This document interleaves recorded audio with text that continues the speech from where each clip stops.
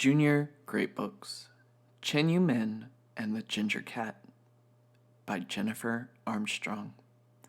Many years ago in a village near Kunming, there lived an official of the government named Secretary Chen. In his house by the lake were the finest lacquer bowls, lettered scrolls of the sheerest paper, and many, many strings of cash. Secretary Chen was very prosperous. The wife of this man, Chen Yumin, felt that this prosperity was only what she deserved.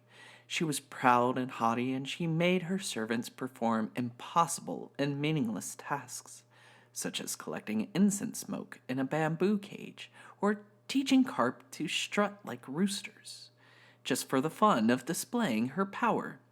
She laughed at beggars and turned them away from her door. One day, Secretary Chen fell out of his small yellow pleasure boat and sank like a piece of carved jade to the bottom of the lake. That was the end of Secretary Chen, and it was also the end of his wife's idleness and luxury. "Good Chen Yu Min," said her neighbors, "please allow us to help you in this time of loss." "Aye," Chen Yu Min scoffed. "I don't need help from such as you. Be off." And she slammed the door in their faces and stomped away. For many months, Chen Yu Min scolded her servants and haggled suspiciously with the merchants. She was sure that everyone was out to cheat her, and she answered their pleasant words with bitter ones. Cold by square-holed coin. Her strings of cash flowed away like streams from a fish pond. Chen Yumen knew that she would soon be poor, but she would rather have eaten ashes than let anyone know of this fact. "Aye," Chen Yumen screamed at her servants, "you are all less than useless. Leave my house." When they had gone, she lived alone and tended house with her own hands to save money. "Esteemed Chen Yumen," said her neighbors, "allow us to help you." "Who asked for help?" Chen Yumen retorted. She slammed the door in their faces and stomped away. Chen Yumen lived alone for several more months, becoming poorer and poorer. At last, she was so poor as a mouse in a monastery. Not one chicken scratched in her yard. Her rice jars stood cracked and empty. The fine lacquer bowls were dulled by hard use, and the lettered scrolls of sheerest paper flapped like ragged ghosts from the walls. One morning, when Chen Yumin awoke, she knew there was not a thing in the house to eat. She knew there was no cash with which to buy rice. "I will fish," Chen Yumin announced to her empty house and the tattered scrolls. With this decision firmly made, Chen Yumen took a string and a hairpin from a hook and went to the lake. She stood straight and aloof, arms out, eyes forward, line dangling, and waited. Oh, for only a little while before growling with impatience. "There are no fish in this lake," she complained. But below the surface of the water, many fish indeed shuttled back and forth like monkeys at play in the treetops. Chen Yumen shook her fist at the fish and called them uncivil names. Then a melodious splash caught her ear. "Aye!" Chen Yumen whispered. On the next dock sat a fine ginger cat. He draped his long, elegant tail into the water, and flick! Out it came with a fish biting the end. The cat regarded the fish with a solemn look, blinked, and then quickly ate every bit, scales, fins, and all. "Oh, peerless ginger cat," said Chen Yumen, "catch a fish for me." The ginger cat blinked his eyes. "Certainly, auntie." He draped his long, elegant tail into the water, and flick! Out it came with a fish on the end. Chen Yumen picked it up and sniffed deeply. "Steamed with ginger and soy sauce, this will be delicious." Chen Yumen hurried back to her house with the fish and put it on to cook. But as the aromatic steam curled up around her gray-haired head, Chen Yumen began to worry. I have a fish today, but what will I have tomorrow? She asked herself. She peeked out the window. The ginger cat was still sitting on the dock, meditating on a pair of mandarin ducks who swam in graceful harmony through the reeds. Chen Yumen had an idea. "Oh, gracious ginger cat," the greedy woman said, joining him on the dock. "My house is large, my bed is soft. Why not come and live with me? There you will be safe from dogs, cool in the summer and warm in the winter. All I ask is that you continue to catch me some fish." "I thank you, venerable auntie," said the cat. "I accept your offer. You are truly generous." Chen Yumen smiled a thin smile and hurried back to her house. From that day, Chen Yumen's prosperity returned. Surely her neighbors agreed that she had found a charm to make fish jump from the lake into her basket, for every day she arrived at the market with a load of glistening fish. Her neighbors looked on as Chen Yumen hung new scrolls with the characters of "wise decision" and "good management" on her door, and admired the new lacquer bowls that she bought from the merchants. Chen Yumen was prosperous indeed. Every day in the afternoon, the ginger cat sat on the dock and draped his long, elegant tail into the water, and flick!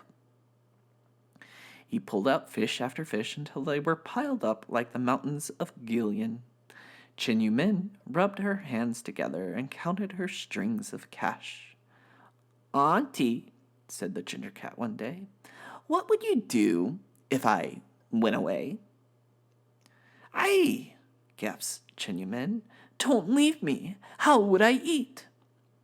Chen Yumen wrung her hands. She could not bear another plunge into poverty. "I will stay, auntie," replied the ginger cat. In the evenings of the warm months, Chen Yumen sat in the front of her door watching the lake, with the ginger cat at her side. From time to time, the sound of his purring broke the stillness, and Chen Yumen was content as she watched the cranes fly overhead. In the evenings of the cool months, Chen Yumen sat in front of a fire in the house, watching the coals with the ginger cat at her side. From time to time, the sound of his purring broke the stillness, and Chen Yumen was content as she watched the embers glow at her feet. "Auntie," said the ginger cat one day, "what would you do if I went away?" "Aye," gasped Chen Yumen. She had hastily stroked his back. "Don't do that to an old woman." Chen Yumen wrung her hands. She could not bear another plunge into solitude. "I will stay, auntie," replied the ginger cat.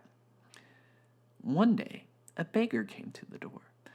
"Please, virtuous lady," he said, "have you an old basket in which I may carry my meager belongings?"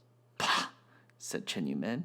"Filthy beggar! There, take that ragged thing. It's of no use to me." So saying, she pointed at a torn and tattered basket that lay discarded in the sun. "Blessings upon you," the beggar said. He hoisted the basket above his head and limped off to the town. Chen Yumen cast a thoughtful glance out to the lake. It was time for the ginger cat to start fishing for the day. "Honorable ginger cat," she called out, "where are you?" The answer was wind sloughing through the trees.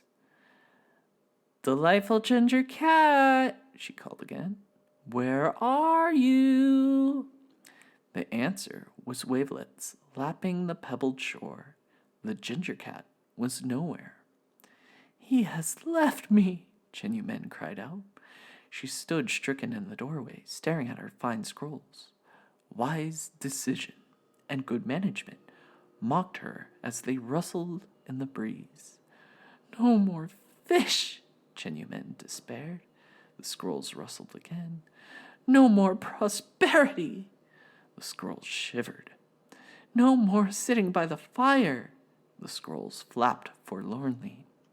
"No more purring." And the scrolls fell from their hooks.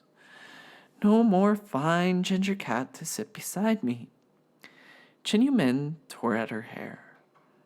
Wise decision and good management lay in shreds at her feet. In despair, Chen Yumen took up a brush and wrote the characters for Bottomless Sorrow on her door. "Have you seen my ginger cat?" Chen Yumen asked the neighbors. "Help me find my ginger cat." Her neighbors frowned. "When we offered you our help, Chen Yumen, you scorned us." "I beseech you," Chen Yumen said, "most humbly, I ask, have you seen my ginger cat?" "We have not," her neighbors said, taking pity on her bottomless sorrow. "But we have seen a beggar with old basket pass this way. Perhaps he might know something." Chen Yumen stood as still as a plum tree rooted to the ground. As sure as the sun rose and set, she knew that the ginger cat had been sleeping in that basket. She had given him away. Where has this beggar gone?" Chen Yumen asked her neighbors. "To the market," they replied. Chen Yumen ran as fast as her skinny old legs would carry her to the market. There, to her amazement, she found many, many beggars, each with a tattered basket. To her, all beggars looked alike, because she had always been too proud to see their faces. Now she did not know which one had her basket.